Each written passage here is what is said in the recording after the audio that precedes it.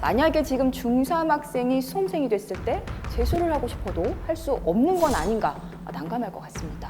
각자 실력에 맞춰서 에서 공부를 해야 된다고 생각을 합니다.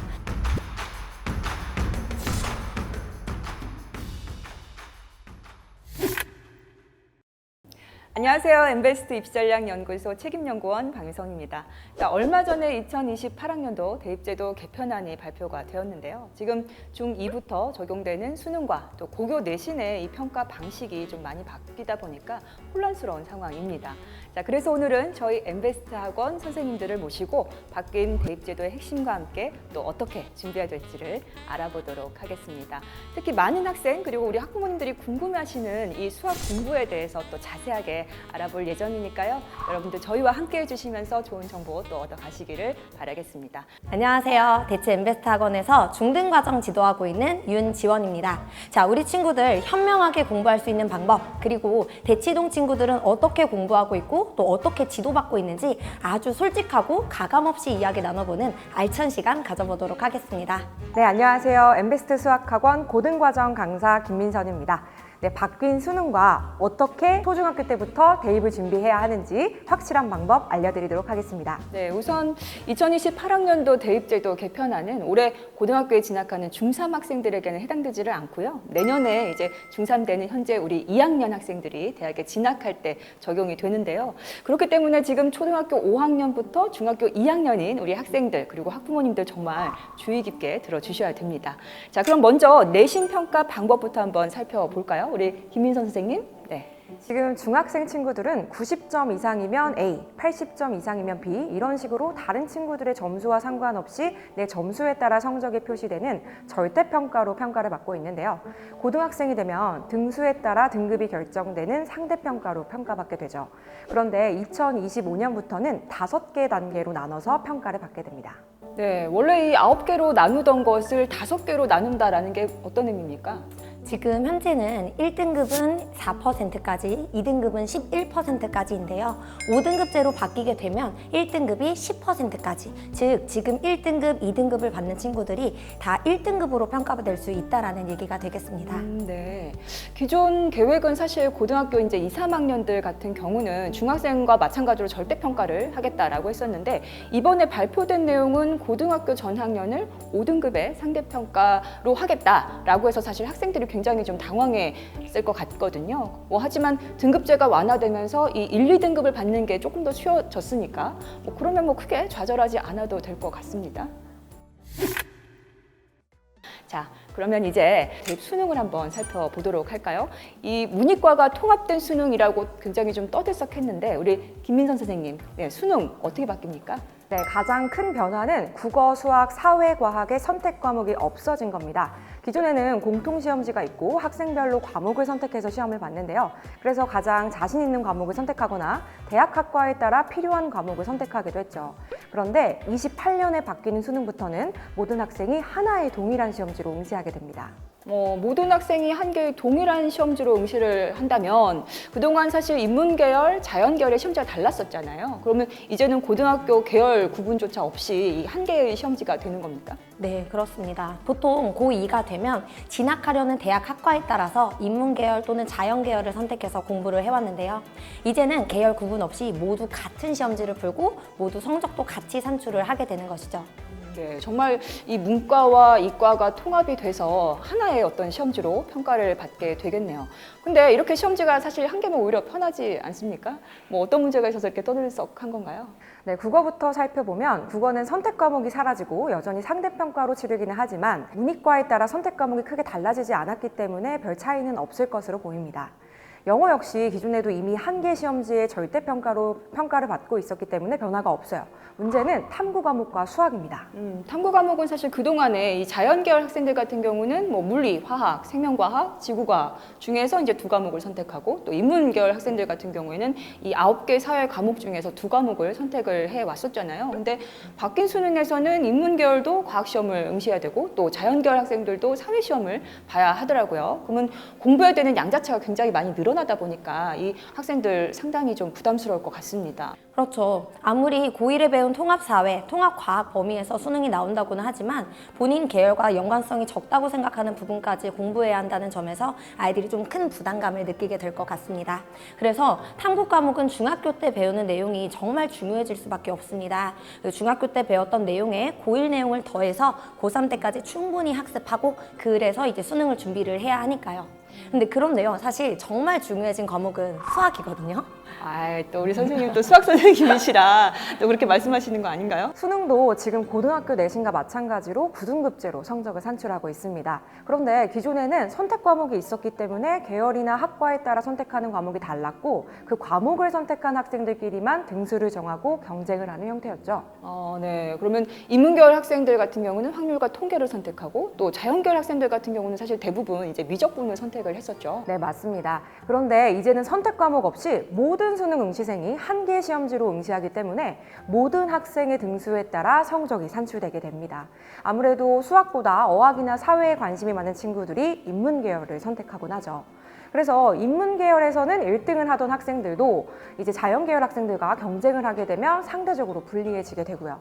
물론 이전에 선택형 수능일 때도 인문 계열 학생들의 1등급 비율이 많이 낮아져서 이미 불리하기는 했습니다. 따라서 인문 자연 계열 구분이 사라져가는 2022 수능부터 이미 인문 계열 학생들의 불리함이 지속된다고 볼 수 있습니다. 네, 그럼 자연 계열 학생들은 인문 계열 학생들보다 좀 더 유리하다라고 생각할 수 있는데요. 지금 발표된 개편안에서 미정인 부분이 바로 심화수학의 도입입니다. 심화수학은 미적분과 기하의 내용을 더한 과목인데 이공 계열을 진학할 학생이라면 심화수학을 좀 보게 해달라 하는 대학들의 요구로 인해서 현재 검토 중인 내용입니다.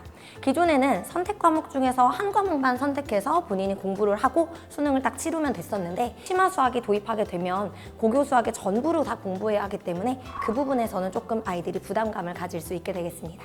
이 정말 수능이 바뀌게 되면 이 계열과 상관없이 또 모든 학생들에게 수학이 정말 제일 중요한 과목이 되겠네요. 네, 그리고 인문계열 친구들 중에서는 살짝 수포자가 있었단 말이에요. 이제 이 정도만 공부해도 3등급은 받을 수 있겠다. 이 정도까지만 공부해야지 하는 친구들이 있는데 이제 자연계열 학생들이랑 같은 시험을 치르고 같이 성적도 산출하게 되면 이 3등급을 유지하는 것이 조금은 어려울 수 있기 때문에 지금보다는 좀 더 많은 공부를 해야 본인이 원하고자 하는 바를 이룰 수 있을 겁니다. 네, 지금 영상을 시청하는 우리 학생 그리고 학부모님들 정말 더 어려워진 수능 그리고 대입에 한숨 나오실 것 같습니다. 특히 지금 이 중2 학생들 같은 경우는 뭐 당장 4년 뒤의 일이고 또 내신 같은 경우는 이제 2년 뒤에 닥칠 일이거든요. 그리고 정말 생각하고 싶지 않지만 만약에 지금 중3 학생이 수험생이 됐을 때 재수를 하고 싶어도 할 수 없는 건 아닌가 난감할 것 같습니다. 자, 바뀌는 수능 도대체 그럼 어떻게 준비해야 될까요? 네, 앞서 말했던 것처럼 대학 진학을 위해서는 수학을 절대로 포기해서는 안 됩니다. 그런데 포기할 수 없다면 빨리 시작해서 반복할 시간을 확보하는 것이 정답입니다. 네, 학생들이 체감하는 수학 공부 분량이라고 한때 학생들 사이에서 화제가 됐던 게 있습니다. 네, 초등학교 때는 연산을 잘하면 수학 성적이 잘 나오고요. 중학생이 되면 개념을 잘 이해했고 공식을 암기했는지를 확인하는 형태의 문제가 출제되기 때문에 내신 범위의 개념과 공식을 암기하면 좋은 점수를 받을 수가 있습니다. 그러나 고등학교는 특히 수능은 응용력, 사고력, 문제 해결력이 필요한 문제가 출제되기 때문에 연산, 개념 공식 암기, 응용력, 사고력, 문제 해결력까지 갖추셔야 됩니다. 그렇기 때문에 상대적으로 시간이 많은 초중등 시기에 고등 개념을 미리 학습해보는 것은 물론 응용력이나 문제 해결력 등 필요한 능력을 키워가는 훈련을 하는 게 꼭 필요하다고 생각을 하는데요. 사실 선행학습을 꼭 해야 하나요? 오히려 좀 더 부작용이 더 큰 건 아닌가요? 하는 많은 부모님들의 우려 섞인 목소리를 많이 들었습니다. 네, 그런데 본인이 중심을 잃지만 않고 공부를 한다면 선행학습은 훨씬 장점이 많은 학습법이라고 할 수 있어요. 선생님, 그럼 도대체 우리 친구들 언제 선행을 시작해서 도대체 어디까지 어떤 교재로 공부를 해야 될까요? 정말 좀 속 시원하게 한번 말씀 좀 해주시죠. 선행은 각자 실력에 맞춰서 개인화 그리고 맞춤화해서 공부를 해야 된다고 생각을 합니다. 정말 선행은 속도보다는 확인이 가장 핵심이라고 생각을 하는데요. 네, 맞습니다. 윤지원 선생님이 정말 속 시원하게 정답을 말씀해 주셨는데요. 저는 요즘 고2 과정인 수1과 수2 과목을 주로 강의하고 있습니다. 그런데 고1 과정인 수상의 중요성을 뼈저리게 느끼고 있어요. 네, 수원이라고 출제된 문제들이 자세히 들여다보면 실상은 수상의 내용을 질문하는 문항들이 정말 많아요. 그래서 오히려 수원을 듣다가 다시 수상 수업으로 바꾸거나 수상과 수원을 병행해서 같이 듣는 친구들이 많습니다. 그렇죠. 특히 중학교 때 배우는 기하 부분도 정말 중요한데요. 수학 상 수업에서 도형의 방정식, 원의 방정식 파트를 공부하는데 원의 성질을 제대로 잘 몰라서 중학교 2학년 2학기라든지 3학년 2학기 수업을 다시 공부하는 친구들도 많이 봤습니다. 네, 정말 이 선행은 속도만 빨리 한다고 되는 건 아니네요. 네, 그렇다면 선행의 핵심인 이 확인을 하면서 성공적으로 선행학습을 할 수 있는 방법 어떤 게 있을까요? 탄탄하게 기본 개념을 다질 수 있도록 반복해 주세요. 네, 과학이 이제 물리, 화학, 생명과학, 지구과학으로 나뉘는 것처럼 수학도 정수, 대수, 기하, 조합으로 영역이 나뉘어져 있습니다. 네, 학생에 따라 특별히 수월한 영역이 있고 어려워하는 영역이 있기 때문에 학생에 따라 부족한 건 여러 번 반복하고 또 자신 있는 건 좀 더 어려운 문제까지 풀면서 진도를 나가는 것이 좋습니다. 그리고 선행은 미리 배우면서 반복할 시간을 버는 것이기 때문에요. 알 때까지 여러 번 계속 반복해서 모르는 부분을 하나씩 채워가는 공부 형태가 가장 좋습니다. 그럼 또 다 알았는지 확인하는 방법이 뭐냐 궁금하실 텐데요. 선행이다 보니까 10개 중에 6개에서 7개 정도를 맞는 중상 수준까지 공부를 했다. 예를 들어서 개념 원리 문제집으로 보자면 연습 문제 1스텝, 2스텝 정도까지는 다 맞고 거의 대부분 맞춰내고 실력 업 문제 정도는 한 50% 정도의 정답률이 나온다 라고 하면 이 친구 이제 그 다음 과정 넘어가도 괜찮겠다 라고 제가 판단할 수 있습니다. 네, 그런데요, 선생님, 사실 우리 친구들이 이 같은 수업을 듣는 학생들이 있는데 다들 이제 반을 올라가는데 자기만 이제 못 올라가서 학원을 그만두고 싶어 하더라고요. 이제 많이 좀 부끄럽고 창피하고 이러니까. 자, 그런 경우 좀 어떻게 해야 됩니까? 네, 그렇기 때문에 내신과 달리 선행은 자유롭게 다른 사람의 눈치를 보지 않고 할 수 있도록 온라인 또는 1대1로 학습하는 것이 좋습니다. 시험 범위가 정해진 내신 수업과 달리 선행은 학생 개별 맞춤에 따라 속도가 다르기 때문이죠. 네, 그렇겠네요. 그러면 저희 엠베스트 라이브처럼 대치동 수업을 라이브로 듣고 1대1 이렇게 문제 티칭을 하는 이런 수업 형태가 정말 선행에는 딱 맞는 그런 수업 방식이겠네요. 네, 그런 면에서 온라인 학습이 선행 학습에 좀 더 좋을 수는 있지만 사실 아이들이 혼자 공부하기는 쉽지가 않죠. 진도 계획을 세우기도 힘들고 시험 같은 목적이 없기 때문에 본인이 꾸준히 학습을 유지하는 것도 쉽지가 않고요. 그리고 더군다나 새로 배우는 내용을 물어보는 것도 쉽지가 않다라고 하면 아이들이 포기하게 될 가능성이 매우 높아지겠죠. 네, 그러면은 정해진 시간에 적당한 분량의 수업을 듣고 또 내가 원할 때 반복해서 수업을 들을 수 있어야 되겠어요. 네, 개념 수업을 들었다면 내가 10개 중 한 60~70%는 맞추는지를 확인해 봐야겠죠. 내용을 잘 이해했는지 확인받는 것도 중요합니다. 네, 엠베스트 라이브에서는 수업이 끝나고 나면 10개의 문제를 풉니다. 네, 문제를 풀 때 보드와 펜을 이용해서 풀이 과정을 적게 되고요. 그렇게 문제를 풀고 나면 선생님께서 1대1로 풀이 과정을 보면서 티칭을 해주십니다. 각 문항마다 왜 틀렸는지 또는 맞았지만 어떤 개념을 모르는지 이런 내용을 수업 후에 바로 파악할 수 있게 됩니다. 예, 근데 선생님, 그 풀이 과정 적으면서 이제 푼다고 하셨는데 이 풀이 과정 꼭 적어야 됩니까? 이거 뭐 암산으로 할 수 있으면 시간도 절약되고 훨씬 좋지 않나요? 초등학교는 연산 문제가 대부분이고 아직은 그 깊은 사고를 요하는 수준의 그 개념을 다루지는 않기 때문에 암산으로도 충분히 문제를 풀어낼 수가 있어요. 그런데 계속 암산으로만 문제를 풀면 중학교 내신 성적에서는 상당히 치명적일 수 있습니다. 왜냐하면 중학교 내신은 객관식도 있지만 서논수령이라고 풀이 과정을 적는 문제들이 있는데요. 이 부분들에서 풀이 과정에 미흡한 부분이 있으면 무조건 감점이 되고 우리 친구들 100점을 목표로 공부하지 않습니까? 네, 그래서 여기에서 감점 받지 않고 공부하기 위해서는 처음 공부할 때부터 서술하는 습관을 들이면서 꼭 공부하는 것이 가장 중요하겠습니다.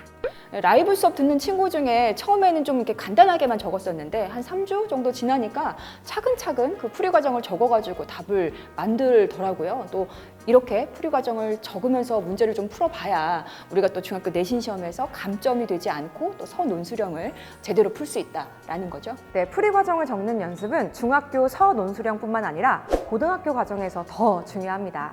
네, 중학교 3학년 1학기 때 푼 문제풀이와 고등학교 1학년 1학기에 문제를 푼 풀이 과정을 살펴보면 고작 1년 정도의 차이인데 문제풀이 길이는 약 3~4배가 늘어나 있는 게 보이실 겁니다.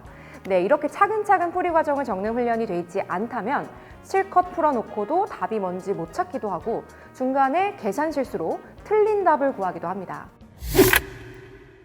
오늘 저희 엠베스트 학원의 중등 대표 그리고 고등 대표 선생님들 모시고 바뀌는 대입제도와 수학학습법에 대해서 알아보았는데요. 2028학년도 수능은 수포자는 절대 안 된다는 거, 그리고 수포자가 되지 않기 위해서 반복을 여러 번 할 수 있도록 선행을 하는 것이 굉장히 유리한 거다라는 것을 알게 됐습니다. 자, 그리고 선행학습은 개인의 속도로 70점 정도의 실력을 채울 수 있는 그런 학습 도구를 찾아야 되고, 또 중학교, 고등학교로 올라갈수록 풀이 과정 적는 거 굉장히 중요하다는 것도 알게 되었네요. 자, 그러면 선생님 마지막으로 더 하고 싶으신 말씀 있을까요? 네, 제가 저희 학부모님들께 꼭 마지막으로 한마디 드리고 싶었는데요. 저희 친구들이 A급 수학과 같은 아주 어려운 문제집을 술술 풀어낼 수 있으면 얼마나 좋을까요? 어머님들 걱정도 없으실 텐데 사실 이런 부분들에 대해서 너무 크게 걱정 안 하셨으면 좋겠고요. 우리 친구들이 본인 속도에 맞춰서 아까 말씀드렸던 대로 자기 실력을 그대로 자기 페이스 맞춰서 따라갈 수 있게끔 그 충분한 시간 확보해 주시는 게 가장 중요할 거라고 생각을 합니다. 네, 예민한 사춘기의 우리 아이들, 그 예민한 감정을 이해하면서 공부에 집중할 수 있는 환경을 찾아주시는 것이 정말 중요한데요. 자신감을 잃지 않고 자기 효능감을 유지하면서 수학 실력을 완성해가고 성공적인 대입을 치러낼 수 있도록 적절한 학습 방법으로 공부 환경을 만들어주시기 바랍니다. 네, 오늘 두 분 선생님의 알찬 수학 공부법에 대해서 잘 들어봤습니다. 다음에도 우리 학부모님들에게 도움드릴 수 있는 그러한 영상으로 찾아뵙도록 하겠습니다. 오늘 함께해 주셔서 감사합니다.